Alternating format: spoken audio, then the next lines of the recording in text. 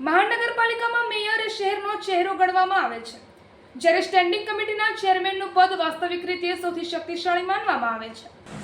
મહાનગરપાલિકામાં મેયર શહેરનો ચહેરો ગણાય છે, જ્યારે સ્ટેન્ડિંગ કમિટીના ચેરમેનનું પદ વાસ્તવિક રીતે સૌથી શક્તિશાળી માનવામાં આવે છે.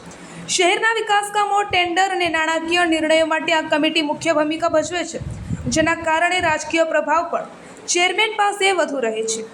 નવી બનેલી અને ₹1000 કરોડથી વધુનું બજેટ ધરાવતી મહેસાણા મહાનગરપાલિકામાં મેયરનું પદ ઓબીસી મહિલા માટે અનામત છે. તેથી સ્ટેન્ડિંગ કમિટીના ચેરમેન પદે જનરલ કેટેગરીમાંથી પાટીદાર નેતા આવવાની શક્યતા વધુ મજબૂત બની છે.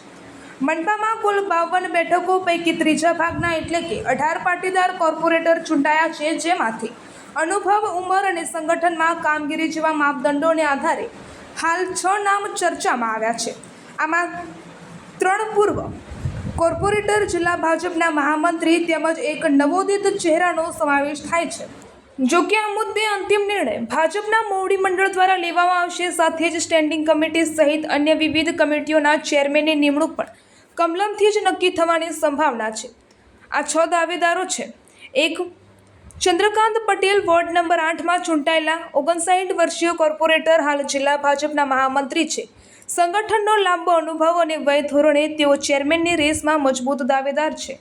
2. દીપક પટેલ, વોર્ડ નંબર 5માં ચૂંટાયેલા 54 વર્ષીય કોર્પોરેટરને નગરપાલિકાનો 2 ટર્મનો અનુભવ છે અને તેઓ બાંધકામ કમિટી ચેરમેન રહી ચૂક્યા છે.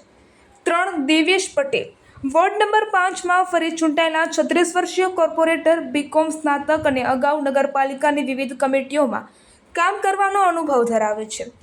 4.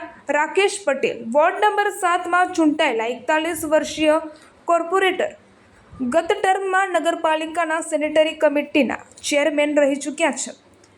5. દશરથ પટેલ, વોર્ડ નંબર 10માં ચૂંટાયેલા 56 વર્ષીય કોર્પોરેટરમાં પત્ની ગત પાલિકામાં ટર્મમાં કોર્પોરેટર હતા. 6.